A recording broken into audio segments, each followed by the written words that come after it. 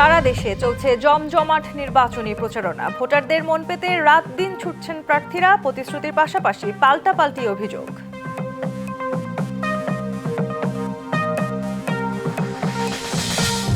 ২১ বছর পর ভোটের প্রচারে কাল রাজশাহী যাচ্ছেন তারেক রহমান। যোগ দেবেন নওগাঁ ও বগুড়ায় জনসভায়। ব্যাপক লোক সমাগমের প্রস্তুতি।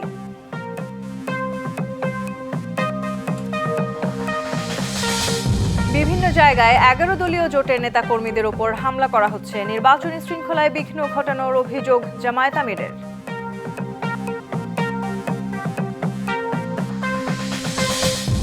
নির্বাচন বানচালে অপচেষ্টা করতে পারে আওয়ামী লীগ, শঙ্কা পররাষ্ট্র উপদেষ্টার। কূটনীতিকদের পরিবারের সদস্যদের প্রত্যাহারের বিষয়ে কিছু জানায়নি ভারত।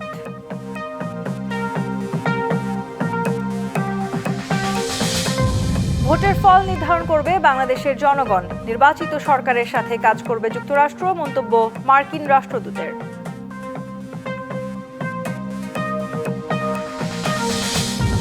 বাংলাদেশ আর জালিয়াতির কারখানা হবে না, সরকার হবে মানুষের সহায়ক। প্রযুক্তির সাথে দেশকে এগিয়ে নেবার আহ্বান প্রধান উপদেষ্টার। ভোটের প্রচারণায় মুখর রাজধানী। প্রার্থীরা ছুটছেন ভোটারদের কাছে। নানা প্রতিশ্রুতির পাশাপাশি লেভেল প্লেইং ফিল্ড না থাকার অভিযোগ অনেকের। এছাড়া সারা দেশে এনসিপি প্রার্থীদের হেনস্থা করা হচ্ছে বলেও অভিযোগ করেছেন নাহিদ ইসলাম। ত্রয়োদশ জাতীয় সংসদ নির্বাচনের বাকি 2 সপ্তাহ মতো সারা দেশের মতো রাজধানীতেও তুঙ্গে ভোটের প্রচার। ব্যস্ত সময় পার করছেন প্রার্থীরা। বুধবার সকালে হাতিরঝিলে প্রচারণায় গিয়ে ঢাকা 11 আসনের প্রার্থী জামায়াত নেতৃত্বাধীন 11 দলীয় জোটের শরিক এনসিপি প্রধান নাহিদ ইসলাম অভিযোগ করেন, সারা দেশে তার দলের প্রার্থীদের হেনস্থা করা হচ্ছে। সবাই যার যার মত প্রকাশ করবে, জনগণ সিদ্ধান্ত নেবে 12ই ফেব্রুয়ারি। তো সেই সহিষ্ণুতাটুকু থাকা উচিত। কিন্তু গতকালকে আমরা যেটা দেখেছি এবং এভাবে চলতে থাকলে আসলে নিরপেক্ষ বা লেভেল প্লেইং প্লেগ্রাউন্ড থাকবে না। মিডিয়া থেকে শুরু করে সব জায়গায় একটা একপাক্ষিকতা আমরা দেখতে পাচ্ছি। নির্বাচন কমিশনের ভিতরে একপাক্ষিকতা দেখতে পাচ্ছি। ঢাকা 9 আসনের সবুজবাগ, মুগদা ও খিলগাঁও এলাকায় গণসংযোগে নামেন বিএনপির প্রার্থী হাবিবুর রশিদ হাবিব। তিনিও অভিযোগ তোলেন হেনস্থার। এই গভর্নমেন্ট সরকারের উচিত যে মানুষ যাতে নিরাপদে ভোটটা দেওয়ার ব্যবস্থা করে। শঙ্কা তো আসলে থেকেই যায়, কারণ হচ্ছে এর মধ্যে শরীফ ওসমান হাদি সে জীবন দিয়েছেন। আমাদের অনেক আমাদের দলীয় নেতা কর্মীদেরকে এর মধ্যে অনেকের হত্যা করা হয়েছে সারা বাংলাদেশের বিভিন্ন জায়গায়। এদিকে একই আসনে প্রচারণায় নেমে স্বতন্ত্র প্রার্থী তাসনিম যারা অভিযোগ করেন লেভেল প্লেইং ফিল্ড নেই। আমরা যখন ভোটারদের সাথে কথা বলছি, ওনারা কিন্তু কেউ কেউ বলছেন যে ভোটটা কি সুষ্ঠু হবে কিনা, তারা নিরাপদে ভোট কেন্দ্রে যেতে পারবেন কিনা, ভোটটা দিতে পারবেন কিনা। আগের মতো আবার আগেই ভোট দেওয়া হয়ে গেছে কিংবা ভোটে সুষ্ঠুভাবে গণনা হচ্ছে না, এইরকম শঙ্কা অনেকেই প্রকাশ করছে। আর ঢাকা 8-এ নির্বাচনী জনসংযোগে এনসিপির নাসিরউদ্দিন পাটোয়ারি গণমাধ্যমের বিরুদ্ধে অভিযোগ করেন, কেউ যদি সিস্টেম পাহারা পরিবর্তন না করে নব্য পাহারাদার শাস্তে চায়, সেই বৈষম্যের পাহারাদার শাস্তে চায়, আমাদের তো তাদের বিরুদ্ধে কথা বলতে হবে। এখন তো যে তাদের গাত্রদাহ হয়, তারা আমাদেরকে মারতে আসে, আমরা সেখানে কি করার? তাহলে মারলে মেরে ফেলেন আমাদেরকে। গণসংযোগ চালিয়েছেন ঢাকা 4 আসনে বিএনপি প্রার্থী তানভীর আহমেদ রবিন সহ অন্যান্য প্রার্থীরা। দেশের স্বার্থে, দেশের মাটির স্বার্থে, আমাদের এলাকার স্বার্থে আমি সকলকে নিয়ে কাজ করতে চাই। আমরা প্রতিশোধ পরায়ণ রাজনীতি করতে চাই না।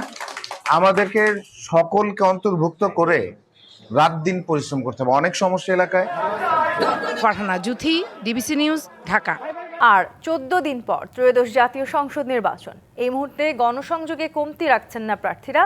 রাত দিন ছুটছেন ভোটারদের কাছে, চষে বেড়াচ্ছেন শহর থেকে গ্রাম, দিচ্ছেন নানা প্রতিশ্রুতি, চেষ্টা করছেন মন জয়ের। ভোটাররাও করছেন নানান হিসেব নিকেশ। সৎ ও যোগ্য প্রার্থীকেই বেছে নিতে চান তারা। পথসভা, জনসভা আর নির্বাচনী মিছিল সহ নানা উপায়ে ভোটারদের কাছে টানতে প্রার্থীদের নিরন্তর প্রচেষ্টা। চলছে জমজমাট প্রচারণা, যেখানে কদর বেড়েছে ভোটারদের। নির্বাচনী জনসংযোগের 7ম দিনে খুলনার ডুমুরিয়ার চুকনগর এলাকায় জামায়াত ইসলামীর সেক্রেটারি জেনারেল মিয়া গোলাম পরওয়ার হুঁশিয়ারি দেন, কেউ এক আঙুল দেখালে পাল্টা 2 আঙুল দেখানোর। ওই বন্ধুরা তাদেরকে হুমকি দেয়, এই দাড়িপাল্লায় গেলি কিন্তু তোমার ঠ্যাং ভেঙে দেবো। সবাই এখানে জন্মেছি, কাউকে হুমকি দেওয়া যাবে না। বেশি ভয় দেখাবেন না। আপনি যে আঙ্গুল দেখাবেন, আমারও সেই আঙ্গুল আছে। আপনি একটা দেখাইলে আমরা 2টা দেখাই দেবো। কুমিল্লা দেবিদ্বারে এনসিপি নির্বাচনী পদযাত্রায় দলটির মুখপাত্র আসিফ মাহমুদ সজীব ভূঁইয়া বলেন, নির্বাচনে ফ্যাসিবাদের মতো আচরণ করা হলে আন্দোলনে নামবে তার দল। তাদের প্রতি আমাদের আহ্বান থাকবে, আপনারা 17 বছর লন্ডনে ছিলেন,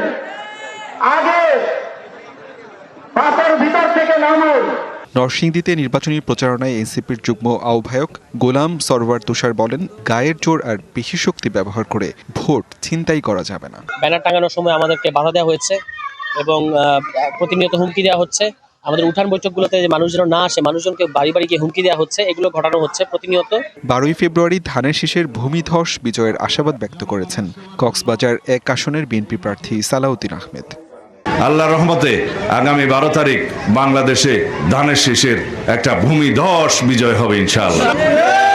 এই দেশের রাষ্ট্রের মালিকানা জনগণ ফেরত পাবে সেই 12 তারিখের নির্বাচনের মধ্য দিয়ে। ঠাকুরগাঁওয়ের মোলানি বাজারে নির্বাচনী জনসভায় বিএনপি মহাসচিব মির্জা ফখরুল ইসলাম আলমগীর এবার সঠিক ভোট হওয়ার প্রত্যাশার কথা ব্যক্ত করেছেন। ভোট দিয়ে একটা সরকার নির্বাচন করতে পারি, তাইলে আমরা ভালো থাকবো বলে আমরা আশা করতেছি, তাই না? 12 বছর চলে গেছে, আসি না, মাঝখান থেকে তার যারা সমর্থক আছে তাদেরকে বিপদে ফেলে গেছে, আমরা সেই বিপদ থেকে তাদের পাশে দাঁড়াইছি। এছাড়াও নাটোর, চাঁপাইনবাবগঞ্জ, চাঁদপুর ও বান্দরবানে প্রার্থীদের ভোটের প্রচারণায় দেখা গেছে। আসিফ খান, ডিভিসি নিউজ। শেরপুর 3 আসনে নির্বাচনী ইশতেহার পাঠ অনুষ্ঠানে বিএনপি জামায়াত সমর্থকদের মধ্যে সংঘর্ষ হয়েছে। এতে উভয় পক্ষের অন্তত 30 জন আহত হয়েছেন।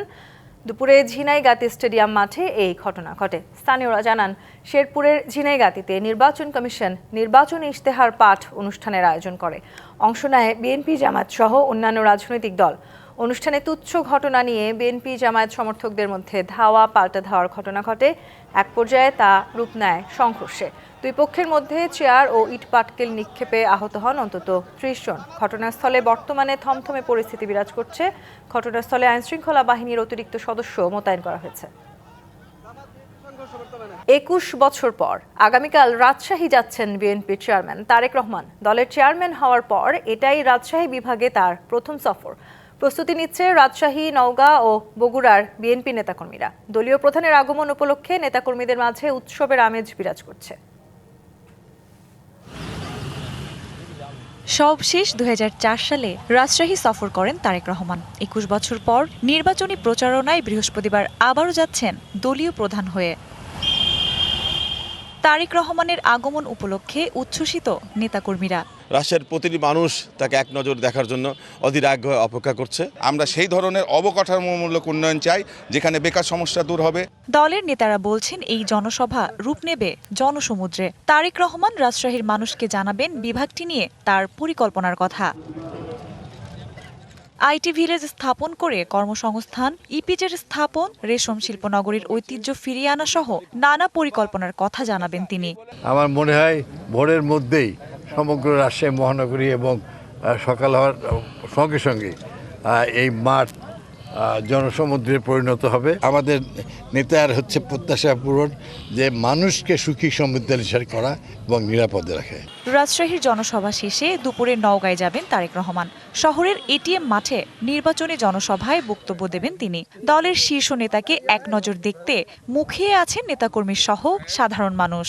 আমাদের নওগাঁ জেলার 11টি থানায় উৎসব মুখর পরিবেশে চলছে। আসলে তারেক রহমান শুধু একটা নাম না, বাংলাদেশের 18 কোটি জনগণের একটা আবেগ। সাধারণ জনগণ উদ্বিগ্ন হয়ে আছে তার বক্তব্য শোনার জন্য এবং তাকে দেখার জন্য। বিএনপি নেতারা বলছেন, এই জনসভা নওগাঁর রাজনৈতিক ইতিহাসে গুরুত্বপূর্ণ অধ্যায় হয়ে থাকবে। আমরা তীর্থের কাকের মতো তার অপেক্ষায় রয়েছি। ওনার আশাতে নওগাঁতে প্রায় 3-4 লাখ লোকের একটা সমাগম হবে ইনশাআল্লাহ। রাজশাহী ও নওগাঁর জনসভা শেষে তারেক রহমান যাবেন তার পৈতৃক ভিটা বগুড়ায়। রাতে শহরের আলতাফুন্নেসা খেলার মাঠে নির্বাচনী সমাবেশে বগুড়া সদর আসনে নিজের জন্য এবং অপর 6টি আসনে ধানের শীষে ভোট চাইবেন তারেক রহমান। এদিক দিয়ে উনি যাবে, ওনাকে দেখার জন্য এখানে আসা। শুধু এক পলক তাকে দেখার জন্য করে তারা আসতেছে। প্রত্যেকটি মানুষ তারেক রহমানকে দেখবেন, তারেক রহমানের কথা শুনবেন। আমরা মনে করি লক্ষ লক্ষ লোকের এখানে সমাবেশ ঘটবে। বিএনপি নেতারা বলছেন, তারেক রহমানের সফর ঘিরে খুবই উচ্ছ্বসিত বগুড়াবাসী। এমনকি মেয়ে জামাইরা রীতিমতো নাইরে আসছেন। যে মেয়েগুলোর যেখানে বিয়ে হয়েছে তারা কিন্তু বগুড়ার সন্তান জনাব তারেক রহমানকে এক নজর দেখবার জন্য কিন্তু তারা ইতিমধ্যেই কিন্তু তারা আসা শুরু করেছে। তারেক রহমানের এই সফর ভোটের হিসাব বদলে দিতে বড় ভূমিকা রাখবে আশা করছেন নেতাকর্মীরা। DBC news desk. দেশের নানা জায়গায় 11 দলীয় জোটের লোকজনের উপর হামলা ও নির্বাচনী শৃঙ্খলায় বিঘ্ন ঘটানোর অভিযোগ করেছেন জামায়াত ইসলামীর আমির ডাক্তার শফিকুর রহমান। রাজধানীর উত্তর কাফরুলে ঢাকা 15 আসনে নিজের নির্বাচনী প্রচারে গিয়ে এসব কথা বলেন তিনি। জামায়াত আমির বলেন, নির্বাচন ঘিরে তারা নিরাপত্তার শঙ্কা দেখছেন, তবে সংশ্লিষ্টদের সঙ্গে কথা বলে সমাধান খোঁজা হবে। সব প্রতিদ্বন্দ্বীকে শান্তিপূর্ণভাবে নির্বাচনী মাঠে অংশ নেওয়ার আহ্বান জানান তিনি। প্রতিশ্রুতি দেন সমস্যা সমাধানে জনগণকে সঙ্গে নিয়ে আদর্শ এলাকা করার। পরে বিকেলে নারী সমাবেশে যোগ দেন জামায়াত আমির। প্রতিশ্রুতি দেন নারী বান্ধব সমাজ গঠনের।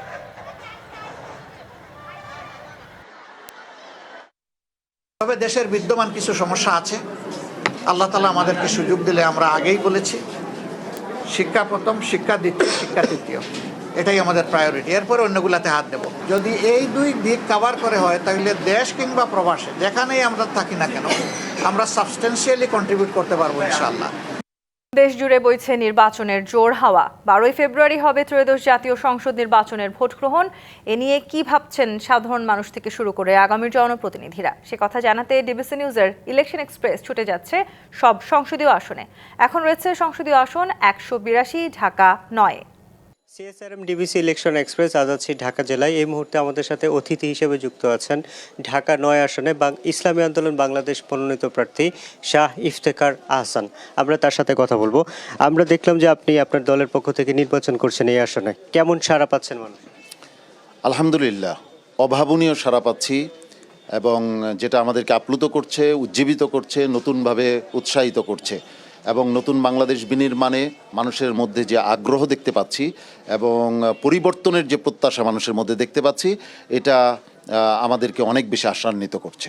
নির্বাচনী প্রচারণা চলছে, আপনার নির্বাচনী প্রচারণার মধ্যে কোনো বাধা সম্মুখীন হচ্ছেন কিনা, কিংবা লেভেল প্লে ফিল্ড আছে?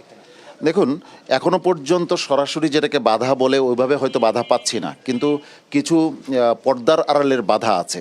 যে বাধাগুলি হচ্ছে কালো টাকা এবং শক্তিমত্তার ব্যবহার, এবং বেশ কিছু হুমকি ধমকি তৃণমূল পর্যায়ে আছে, যেগুলিকে আমরা এখনও খুব বড় পর্যায়ের বাধা মনে করছি না, কিন্তু এটা খুব যদি বৃদ্ধি পেতে থাকে তাহলে লেভেল প্লেইং ফিল্ড থাকবে বলে মনে করছি না। এই বিষয়ে আপনারা কি প্রশাসনের সাথে কথা বলেছেন? এখনো পর্যন্ত যেহেতু উদ্বেগজনক জায়গায় এটা যায়নি, যার কারণে এখনো পর্যন্ত এটাকে নিয়ে আমরা প্রশাসনের কাছে গিয়ে বিব্রত করতে চাইনি প্রশাসনকে। কিন্তু যদি দেখি এটা খুব উদ্বেগজনক পর্যায়ে চলে যাচ্ছে, তাহলে নিশ্চয়ই আমরা প্রশাসনকে জানাবো এবং প্রতিরোধ করে তুলবো ইনশাআল্লাহ। আপনি বলছিলেন যে অভাবনীয় সাড়া পাচ্ছেন, যদি নির্বাচিত হন তাহলে কি করবেন এই এলাকার মানুষ? দেখুন, ঢাকা নয়, বিশেষ করে খিলগাঁও, মুগদা, সবুজবাগের বাসিন্দা সবচেয়েতে অবহেলিত, বঞ্চিত মানুষ।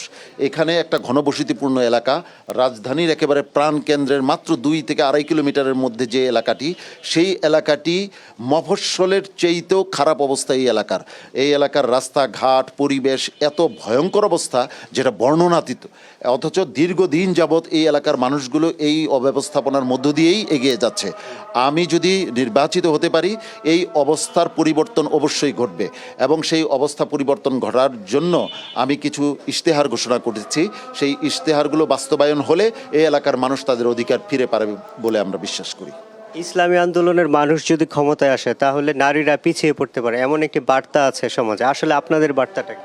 হ্যাঁ, ইসলামী আন্দোলন যদি ক্ষমতায় আসে নারীরা পিছিয়ে পড়বে, এটা একটা ডাহা মিথ্যা কথা এবং অপপ্রচার, এবং যুগে যুগে ইসলামের বিরুদ্ধে ইসলাম বিরোধী শক্তি এইগুলিকে টুলস হিসাবে ব্যবহার করে মানুষকে ইসলাম থেকে দূরে রাখার চেষ্টা করে। বরং ইসলাম যদি ক্ষমতায় আসে, ইসলামী আন্দোলন বাংলাদেশ যদি দায়িত্বে আসে, তাহলে এদেশের নারীরা সবচেয়ে বেশি অধিকার লাভ করবে, এবং তাদেরকে যেভাবে শোষণের মানে পণ্য হিসাবে গ্রহণ করা হয়েছে, সেই জায়গা থেকে আমরা তাদেরকে উদ্ধার করব এবং তাদের নিরাপত্তা, তাদের সুযোগ সুবিধাকে নিশ্চিত করব। কারণ মাদকের বিষয়ে আপনাদের অবস্থানটা কি হবে? মাদক, ইসলাম মানুষকে মাদক থেকে দূরে সরায়। আপনি লক্ষ্য করে দেখবেন, যারা জনপ্রতিনিধি হয় তারা নামে বেনামে এই মাদককে পৃষ্ঠপোষকতা করে, যারা মাদক বিক্রি করে তাদেরকে তারা সহযোগিতা করে। ইসলাম যদি ক্ষমতায় আসে, তাহলে মাদকের আমদানি বন্ধ করব, এবং যারা মাদক বিক্রি করবে তাদের কঠোর শাস্তির ব্যবস্থা করব, এবং আমাদের যারা কোমলমতি সন্তানরা আছে তাদেরকে আমরা তাদের সংস্কারের ব্যবস্থা করব, মানসিক চিকিৎসা আমরা করব ইনশাআল্লাহ। সেবা মানুষের দোরগোড়ায় পৌঁছাতে আমলাতান্ত্রিক জটিলতা একটি বড় সমস্যা আমাদের দেশে, এটা কিভাবে আপনি ভাঙবেন? প্রথম কথা হচ্ছে আমলাতান্ত্রিক জটিলতার আগে যেটা হলো যে ঘুষ এবং দুর্নীতি, এইটাই কিন্তু আমলাতান্ত্রিক জটিলতার মূল চাবিকাঠি। অতএব আমার এলাকার ঘুষ এবং দুর্নীতিকে আমরা কঠোর হস্তে দমন করব ইনশাআল্লাহ। এটাকে যদি দমন করতে পারি আমলাতান্ত্রিক জটিলতা কেটে যাবে। আর আমার একটা বিশেষ আছে, আমরা একটা ওয়ান স্টপ সেন্টার করব আমার নির্বাচনী আসনে, যেখানে যে কোনো প্রবলেমের কথা জানানোর সাথে সাথে আমরা ওটার ব্যাপারে অ্যাকশন নিব। আশা করছি আমলাতান্ত্রিক জটিলতা এড়িয়ে দেশের এই আসনের মানুষরা তাদের সেবা সহজে পাবেন। যদি কোনো কারণে নির্বাচিত না হতে পারেন তাহলে মানুষের সেবা কিভাবে করবেন? প্রথম কথা বলি, আমি নির্বাচিত হতে পারলে যেটা করব, যেটা আজ পর্যন্ত বাংলাদেশে কেউ করেনি, সেটা আমি ঢাকা নয়ে করব। সেটা হচ্ছে আমি এখানে একটা মিনি পার্লামেন্ট স্থাপন করব সকল মতের মানুষকে নিয়ে, যাদের পরামর্শে আমি সংসদে বক্তব্য রাখবো, সংসদে ভূমিকা রাখবো, এবং সেখান থেকে যা বরাদ্দ আসবে এখানকার এই মিনি পার্লামেন্টের পরামর্শেই আমি তা বৈষম্যহীনভাবে এলাকায় পৌঁছে দেব। আর যদি নির্বাচিত না হতে পারি, আমাদের সংগ্রাম আমৃত্যু, যতদিন পর্যন্ত ইসলামকে আমরা বিজয়ী আদর্শ হিসেবে প্রতিষ্ঠা করতে না পারবো, আমাদের সংগ্রামে কোনো বিরাম নেই। আমরা জনতার পাশে আছি, জনতার পাশে থাকবো, জনতার অধিকারের জন্য কাজ করে যাব। ছোট করে যদি বলেন যে স্বাস্থ্যসেবা কিভাবে নিশ্চিত করবেন? স্বাস্থ্যসেবা দেখুন, আমাদের এখানে একটা হসপিটাল আছে, সরকারি হাসপাতাল আছে, মুগদা হাসপাতাল আছে। এইটার সক্ষমতাকে আরও বৃদ্ধি করব। এখানে কিছু অব্যবস্থাপনা আছে, এখানে দুর্নীতি আছে যেটা ভয়ঙ্কর রকমের। এই অব্যবস্থাপনাকে আমরা যদি প্রতিরোধ করতে পারি তাহলে অনেক মানুষের স্বাস্থ্যসেবা এখানে করা সম্ভব। আমাদের সাথে যুক্ত হওয়ার জন্য আপনাকে অসংখ্য ধন্যবাদ। CSRM CBC ইলেকশন এক্সপ্রেস আজ সারাদিন ছিলাম এই জায়গায়। পরবর্তী সংবাদে আমরা নতুন কোনো প্রার্থী নিয়ে আপনাদের সামনে আবারও হাজির হব। ততক্ষণ আমাদের সাথে থাকুন, ভালো থাকুন। সহধর্মিণী সন্তানকে সাথে নিয়ে ইজি বাইকে চেপে লালমনিরহাটে গ্রামে গঞ্জে যাচ্ছেন বিএনপি প্রার্থী আসাদুল হাবিব দুলু। কেউ ফুল ছিটিয়ে বরণ করছে তাদের, কেউ দিচ্ছে উলুধ্বনি, আপ্যায়ন করছেন নানান স্বাদের পিঠায়। প্রচারণার কৌশলে ভিন্ন মাত্রা যুক্ত করেছে পালাগান আর ভিক্ষুকদের সম্মিলিত ভোট ক্যাম্পেইন। সব মিলিয়ে গণসংযোগ নয়, এ যেন ভোট উৎসব। গ্রামের মেঠোপথ ধরে বিশেষ ইজি বাইকে চেপে আসা দম্পতিকে বরণের এই দৃশ্য কোনো বিয়ে বাড়ির নয়। লালমনিরহাট ৩ আসনের বিএনপি প্রার্থী আসাদুল হাবিব দুলুর নির্বাচনী গণসংযোগের অংশ। হুমড়ি খেয়ে কেউ আসছেন সেলফি তুলতে, কেউ আবার আপ্যায়ন করছেন শীতের পিঠায়। সনাতনীরাও স্বাগত জানান উলুধ্বনিতে। তবে বয়োজ্যেষ্ঠরা তুলে ধরেন নানা সমস্যা, দীর্ঘ সময় ভোট দিতে না পারার বেদনার কথা। আমরা 17 বছর আমাকে খুব কষ্টে নির্যাতনে মন্ত্রী আমাকে আগ্রে রাখছিল। আমাদের এই সামনে একটা রোড ছিল, ওই রোডটা এই 17 বছর ধরে রোডে আমরা দুর্ভোগ সহ্য করছি। ইনি সবচেয়ে যোগ্য এবং ইনি এবার বিজয় অবশ্যই নিশ্চিত হবে। ভিক্ষুকরাও যুক্ত হয়েছেন আসাদুল হাবিব দুলুর ভোটের প্রচারণায়। গানে ছন্দে তারাও প্রচারণা চালান ধানের শীষের পক্ষে।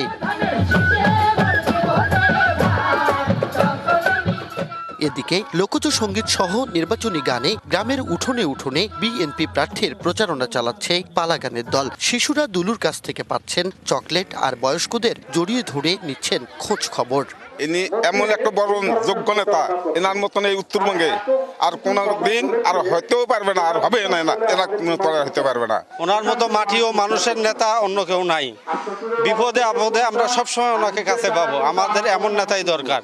প্রচারণার ৭ম দিনে লালমনিরহাট সদর উপজেলার হারাটি, রাজপুর, মেঘারাম, মোগলহাটের বিভিন্ন এলাকায় সপরিবারে গণসংযোগ ও উঠান বৈঠক করেন আসাদুল হাবিব দুলু।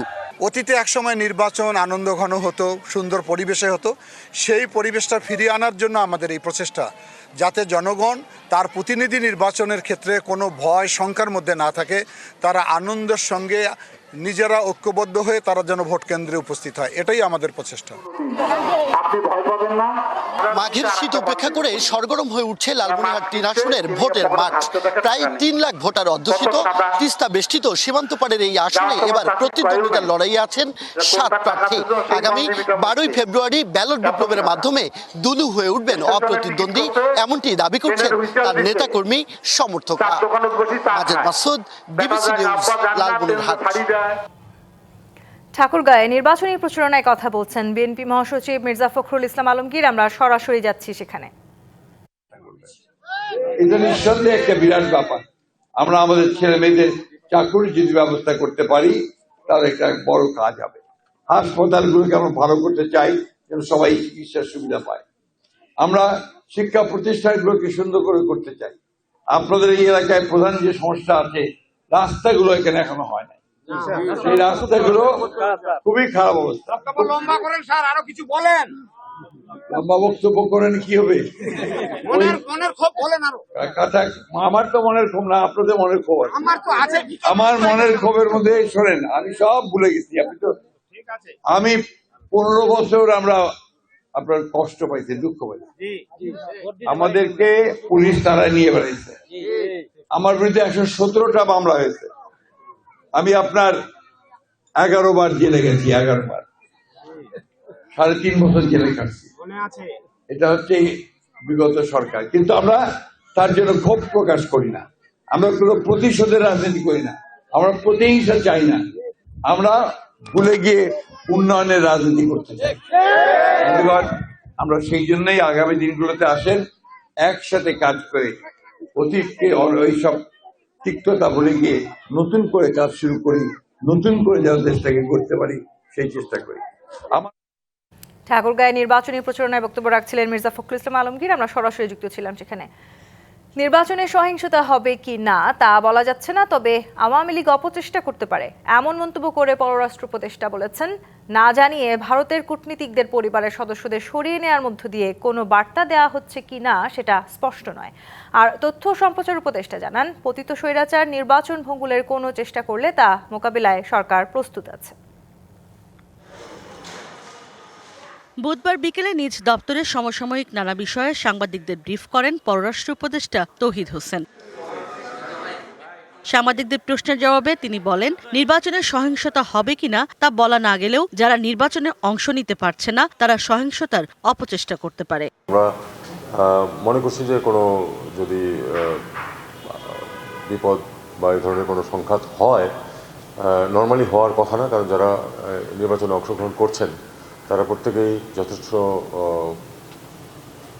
তাদের কার্যকলাপে যথেষ্ট সংযমের পরিচয় দিচ্ছেন। কাজেই গণ্ডগোল হলে যারা নির্বাচনে অংশ নিচ্ছে না বা নিতে পারছে না তাদের দ্বারাই হওয়া সম্ভব, এই কারণে এই কথাটা বলা হয়েছে। ভারত কেন তাদের কূটনীতিক পরিবারের সদস্যদের সরিয়ে নিয়ে গেছে তা তারা সরকারকে অবহিত করেনি। পররাষ্ট্র উপদেষ্টা বলেন, নির্বাচন পর্যবেক্ষণে ভারত থেকে সাংবাদিক আসতে চাইলে তাদের ভিসার ব্যবস্থা করবে পররাষ্ট্র মন্ত্রণালয়। তাদের আসার ব্যবস্থা অলরেডি নির্দেশনা দেওয়া হয়েছে যে তারা যেন আসতে পারেন সে ব্যবস্থা করা।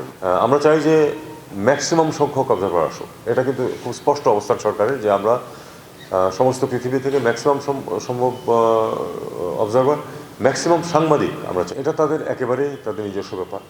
তারা তাদের কর্মচারীদের পরিবারকে চলে যেতে বলতেই পারেন যে কোনো সময়।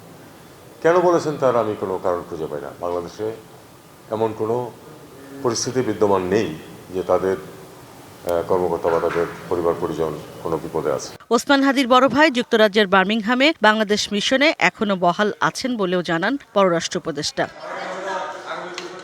এদিকে সচিবালয়ে তথ্য ও সম্প্রচার উপদেষ্টা সৈয়দা রিজওয়ানা হাসান অভিযোগ করেন, একটি গোষ্ঠী নির্বাচনে ভয়ের পরিবেশ তৈরির অপচেষ্টা করছে, তবে সতর্ক রয়েছে সরকার। মানুষের মধ্যে একটা সংশয় ছড়িয়ে দেয়া হচ্ছে যাতে করে মানুষ ওই দ্বিধাদ্বন্দ্বের মধ্যে থাকে। মানুষের মধ্যে আরেকটা সংশয় ছড়িয়ে দেয়া হচ্ছে আইন শৃঙ্খলা নিয়ে, যাতে করে মানুষের মধ্যে একটা দ্বিধাদ্বন্দ্ব থাকে। এইটা হচ্ছে ওই কুটোচালেরই একটা অংশ যে আমি না থাকলে নির্বাচন হবে কিনা। আর সিলেটে স্বরাষ্ট্র উপদেষ্টা জানান, আওয়ামী লীগের সঙ্গে সংশ্লিষ্ট কেউ নির্বাচনী কাজে জড়িত নয়। নির্বাচনের সাথে যারা জড়িত এখানে কোনো আওয়ামী লীগের দোষর বলতে কোনো কিছু নাই। এখানে সবাই নির্বাচনের জন্য প্রস্তুত। এখানে সবাই খুব ভালো অফিসার, সৎ অফিসার। ইশরাত জাহান উর্মি, ডিবিসি নিউজ, ঢাকা। বাংলাদেশের প্রথম নারী প্রধানমন্ত্রী ও বিএনপির প্রয়াত চেয়ারপারসন বেগম খালেদা জিয়ার মৃত্যুতে শোক প্রস্তাব উত্থাপন করেছে ভারতের রাজ্যসভা। বুধবার দেশটির সংসদে এই সংক্রান্ত একটি প্রস্তাব উত্থাপন করা হয়। একই সাথে রাজ্যসভার সাবেক 2 সদস্য এল গানেসেন ও সুরেশ কালান্তির মৃত্যুতেও শোক প্রস্তাব উত্থাপন করা হয়েছে। সাবেক প্রধানমন্ত্রী বেগম খালেদা জিয়া গেল বছরের 30শে ডিসেম্বর চিরবিদায় নেন। পরদিন রাষ্ট্রীয় মর্যাদায় ঢাকার জিয়া উদ্যানে স্বামী সাবেক রাষ্ট্রপতি জিয়াউর রহমানের কবরের পাশে চিরনিদ্রায় শায়িত হন। তার প্রতি শেষ শ্রদ্ধা জানাতে ঢাকায় আসেন ভারতের পররাষ্ট্রমন্ত্রী এস জয়শঙ্কর। आत्माओं के सम्मान में मौन रहेगी। ভোটের ফলাফল নির্ধারণ করবে বাংলাদেশের জনগণ। তারা যেই সরকারকে নির্বাচিত করবে তার সাথেই কাজ করবে যুক্তরাষ্ট্র। প্রধান নির্বাচন কমিশনারের সাথে বৈঠক করে জানালেন মার্কিন রাষ্ট্রদূত। আর নির্বাচন কমিশনের সিনিয়র সচিব জানান, নির্বাচন পরিচালনার সাথে সংশ্লিষ্ট কেউ গণভোটের প্রচারণায় অংশ নিতে পারবেন না। সকালে নির্বাচন ভবনে প্রধান নির্বাচন কমিশনার এএমএম নাসির উদ্দিনের সাথে সাক্ষাৎ করতে আসেন মার্কিন রাষ্ট্রদূত ব্রেন্ট ক্রিস্টেনসেন। বৈঠক শেষে কথা বলেন নির্বাচন কমিশনের সিনিয়র সচিব আক্তার আহমেদ ও মার্কিন রাষ্ট্রদূত। সার্বিক ব্যবস্থাপনার মধ্যে ওনাদের বেশি কৌতূহল ছিল পোস্টাল ব্যালট নিয়ে। এর পাশাপাশি ওনারা জানতে চেয়েছিলেন যে কোড অফ কন্ডাক্টের কথা, যে সমস্ত বিষয়গুলো আসছে এগুলো সম্পর্কে। তো আমরা বলেছি যে আমাদের এখানে ইলেকট্রাল এনকোয়ারি, আমাদের এখানে কমপ্লেন্ট ম্যানেজমেন্ট সেল আছে। কোনো জায়গায় কোনো আইন শৃঙ্খলা বাহিনী বা কারোর কাছ থেকে কোনো ওভারডুইং যে এর কোনো খবর আমরা পেয়েছি কিনা। এর সাথে হচ্ছে আপনার ভোট কেন্দ্রের ব্যবস্থা, যাতায়াতের ব্যবস্থার কথা জিজ্ঞেস করলেন। আসন্ন নির্বাচন নিয়ে আমার ভেতরে খুবই উদ্দীপনা কাজ করছে। আমরা ভোটের ফলের দিকে তাকিয়ে মার্কিন যুক্তরাষ্ট্র কারো পক্ষ নেয় না। বাংলাদেশের মানুষ যাকেই ভোট দিয়ে বেছে নেবে তার সাথে কাজ করতে প্রস্তুত আমরা। বাংলাদেশের ত্রয়োদশ জাতীয় নির্বাচনে অফিসিয়ালি কোনো মার্কিন পর্যবেক্ষক পাঠাবে না যুক্তরাষ্ট্র, তবে ঢাকার দূতাবাস থেকে পর্যবেক্ষক থাকবে বলে জানানো হয়। Humaira Faruqui, DBC news, Dhaka. শান্তি। ক্লিক ফ্যানের অ্যারোডাইনামিক ডিজাইনের অ্যালুমিনিয়াম ব্লেড ও ডাবল শিল্ডেড বল বেয়ারিং নিঃশব্দে বাতাস ছড়ায় পুরো ঘর জুড়ে। Click fan. পাসপোর্ট, ভিসা সহ বিভিন্ন ক্ষেত্রে জালিয়াতির কারণে বাংলাদেশের ভাবমূর্তি ক্ষুণ্ণ হয়েছে, এমন মন্তব্য করেছেন প্রধান উপদেষ্টা ডক্টর মোহাম্মদ ইউনূস। তার আশা, এই দেশ জালিয়াতির কারখানা হবে না, বিশ্বে মাথা উঁচু করে দাঁড়াবে নিজ গুণে। সরকার হবে মানুষের সহায়ক। রাজধানীতে ডিজিটাল ডিভাইস অ্যান্ড ইনোভেশন এক্সপোর উদ্বোধন করে এসব কথা বলেন তিনি। থেকে চেষ্টা করছি যে এটা কেন হবে না। মাঝে মাঝে কথাবার্তা হয়, কাগজপত্র দেখি, সরকারের পক্ষ থেকেও বলা হচ্ছে আমরা সবকিছু ডিজিটালাইজ করে দেবো, নাগরিক যে কোনো জিনিস তার কম্পিউটার থেকে পেয়ে যাবে। মানুষের কাছে সরকার কেন বসে থাকবে? সরকারের সার্ভিস যাবে, সরকার যাবে না। সরকারের প্রযুক্তি যাবে, সরকার যাবে না।